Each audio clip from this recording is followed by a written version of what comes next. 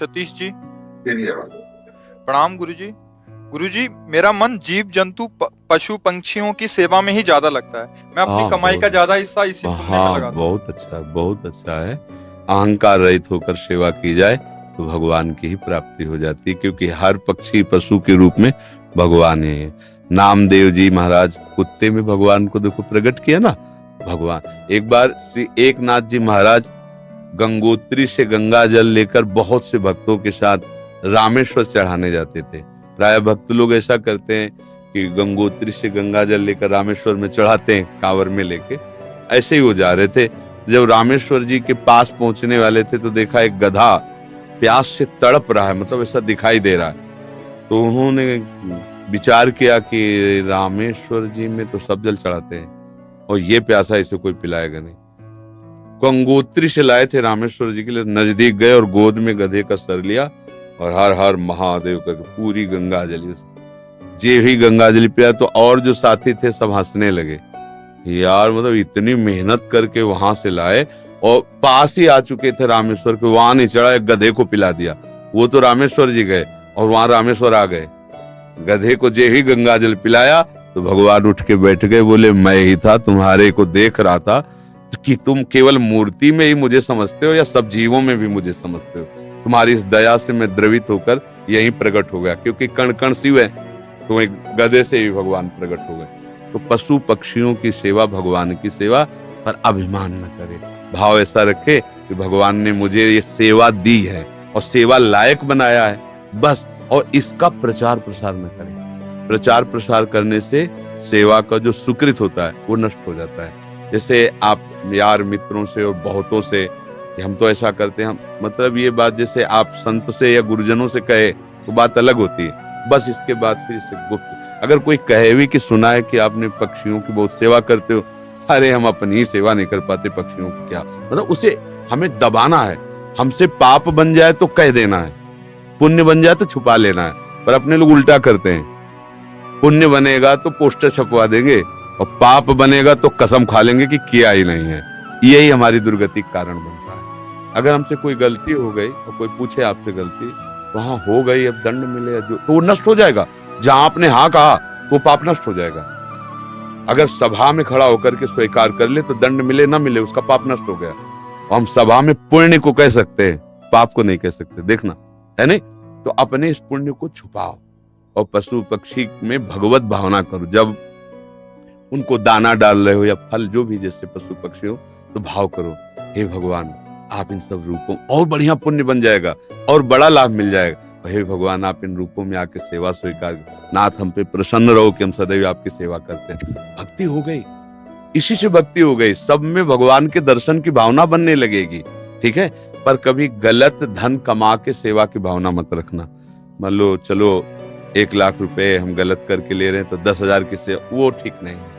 ईमानदारी से कमाओ, धर्म से कमाओ, और फिर उससे अगर 10 रुपए की भी सेवा करोगे तो बहुत बड़ी सेवा मानी जाएगी।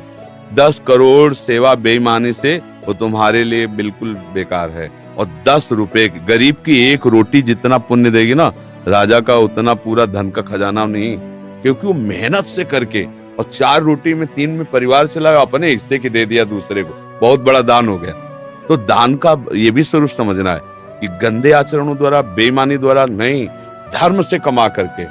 एक बार राधा बाबा ने भागवत सुनी, एक ब्राह्मण आते थे, श्रद्धा से सुना। अब दक्षिणा देने की बात आई तो बाबा ने कहा हम तो सन्यासी हैं, क्या दक्षिणा दें। आज बड़े बड़े लोग बैठे थे, जिसके पास पवित्र धन हो 125 रुपया हमें दे दो। किसी की हिम्मत नहीं निकालने की, क्योंकि बाबा बिल्कुल सत्य पे प्रतिष्ठित महापुरुष। अब पवित्र होना चाहिए, इन्हें दंड मिलेगा। किसी की हिम्मत। एक घास खोदने वाला बगीचे में जो काम करता है दौड़ के आया, बाबा हमारा पवित्र है। वह कैसे तेरा पवित्र? बोले घास खोदता हूँ, मुझे कोई 1000-2000 ले मिलते, 100 रुपया तो हम दे देंगे। बोले हाँ तू दे। 100 रुपया लिया, पंडित जी को देखे, ये है दक्षिणा। हाँ ये 100 रुपया 100 करोड़ की बराबरी बिल्कुल नहीं हो सकती। वो 100 करोड़ बेकार, वो 100 रुपया अच्छा। धर्म से कमाओ और धर्म से सेवा करो, ये भगवत। डॉक्टर हिमांशु सूरी जी, बठिंडा पंजाब से। महाराज जी, मेरा ये प्रश्न है, क्या ऐसे महापुरुष जिनका गोलोक वास हो चुका है, उन्हें गुरुदेव रूप में धारण किया जा सकता है? एवं अगर किया जा सकता तो कैसे? 7 वर्ष की आयु से ही संकीर्तन सम्राट स्वामी श्री मुकुंद हरि जी महाराज जी के भाव भजन गा रहा हूँ और उनसे बहुत प्रेरित और उन्हीं को अपना गुरु माना है। उनके वचनों का पालन करो, वो जो आज्ञा किए हैं जीवन में कभी तो बोले ही है ना। हाँ, उनके उपदेश पकड़ लो और जो नाम कीर्तन वो कर रहे थे वही नाम कीर्तन करो, वही नाम जप करो। जो भगवत प्राप्त महापुरुष हैं वो थे, है, रहेंगे, तीनों में बराबर होते हैं। ये भूत भविष्य वर्तमान काल जीव के लिए है, जो ईश स्वरूप होते हैं उनके लिए नहीं। वो थे भी, वो हैं भी और वो रहेंगे भी। जो महापुरुष हैं किसी को भी, जैसे भाई जी हनुमान प्रसाद पोद्दार जी, राधा बाबा, उड़िया बाबा, हरि बाबा, ये सब महापुरुष थे, हैं और रहेंगे। अब आप तदाकार करो तो उनसे बात भी हो सकती है। मिलन, जब भगवान से बात हो सकती है तो भगवत स्वरूपी तुम आत्मा है ना।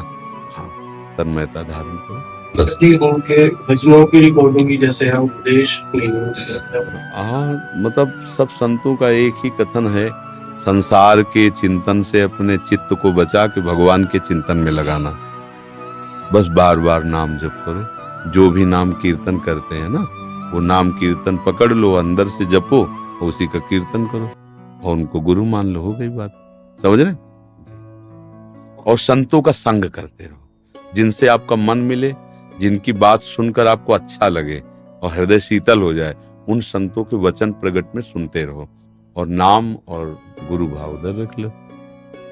मनोज कुमार दिल्ली से। सतगुरुदेव भगवान, आपके चरणों में कोटि कोटि प्रणाम। गुरुदेव भगवान, पराये सभी शिष्य अपने गुरुदेव का मानसिक चिंतन करते हैं, लेकिन गुरुदेव वो परम सौभाग्यशाली शिष्य कौन से लक्षणों से युक्त होता है जो कभी कभी अपने गुरुदेव के चिंतन में भी आ जाता है? जिसका अस्तित्व खत्म हो जाता है वो कभी कभी नहीं, वो गुरुदेव में ही हो जाता है। जब तक शरीर और शरीर के भोग और शरीर संबंधियों से अपनापन है, तब तक गुरुदेव को हमने माना है। जैसे संसारिक किसी को हमने पिता माना, माता माना, रिश्ते नाते माने, उसी में एक और नाता मान लिया, गुरु। अब जिसने अपना अस्तित्व अहम में टिका होता है, जिसने अपना अहंकार गुरु जी के चरणों में दे दिया, अब जैसे आपकी आज्ञा वैसा ही हमारा जीवन है। आपका कृपा कटाक्षी हमारा मोक्ष मूलम गुरु कृपा। जिसने गुरुदेव को अपना अहम देकर सतत उनकी आज्ञा पर चला, तो गुरुदेव को चिंतन नहीं करना होता। गुरुदेव उसके हृदय में बैठते हैं, वो गुरुदेव के हृदय में सदैव रहता है। भगवान अपनी भक्ति के लिए कहते साधु हृदय मह्यम, साधु नाम हृदय।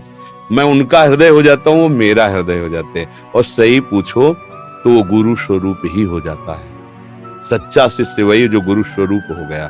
जैसे प्रियालाल जिसको अपना परिचय दे देते हैं तो प्रियालाल मैं हो जाता है, उसमें कोई अंतर नहीं। जानत तुम्हें हो जाए, सोई जाने जेहि देहु जनाई।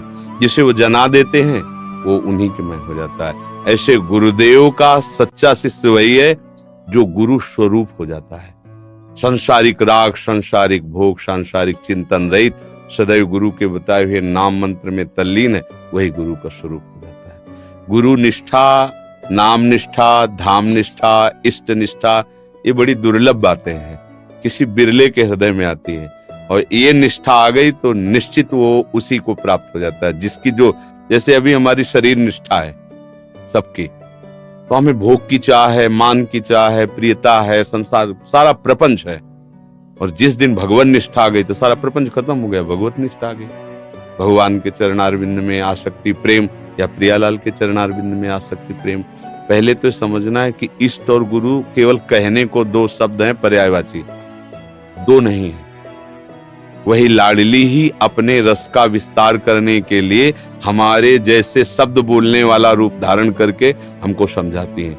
हमारे आचार्य, हमारे गुरुदेव हमारी लाडली ही है, दूसरा कोई नहीं। गुरुदेव ही लाडली है, लाडली ही गुरुदेव है, दूसरा कोई उनको कौन जान सकता है, वही जान सकते हैं। तो वही आके अपना परिचय देते हैं आचार्य रूप में, गुरु रूप में, भगवत प्रेमी महात्माओं के रूप में। देखने को ढांचा पंच भौतिक होता है, अंदर हृदय सिंहासन पर युगल सरकार विराजमान होते हैं, वही अपना विस्तार करते रहते हैं। समझ में आ रहा है ना?